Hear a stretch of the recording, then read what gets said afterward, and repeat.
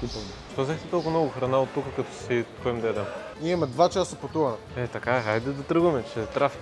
А бензина на БМВ-то, трафика знаеш как върви? И сега чакаме 2 принцеси за изпът и тръгваме. Ти в предното вил не беше ли казал, че повече няма да ядеш преди ресторант? Ние не ядем. Захлебваме. Това е хляб. Той не се брои. Това го каза в ресторанта на Андрей Токев. Сега ще ядем в Джанъм. Там няма някакъв турбо специален най-добрият шеф в България. Там е Джанъм. Има Марто. Да. Там даже мога да хвана времето да гледаме финала на Регена. Това ще го пусна. За десерт имаме бисквитки съм взел. Бато напомни съм 4 турбия, тук има 30 ред боя, бил майка. Идеята беше за моя канал, нали, да се ориентираме към здравословно хранене, но Данчо реши друго. И тук има круасани, чипсове, това е нещо с захар. Я го отворим и служи малко. Искаш топинг с карамел? Това е топинг с карамел, момче. Я? Сигурен ли си? Да, слагай. Топинг с карамел на хот-дог. Сипи тук, ама да има.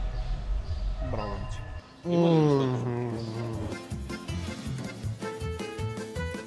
Това е уникално. Горчица, карамел, майонеза, кетчуп, кренвиш и хляб.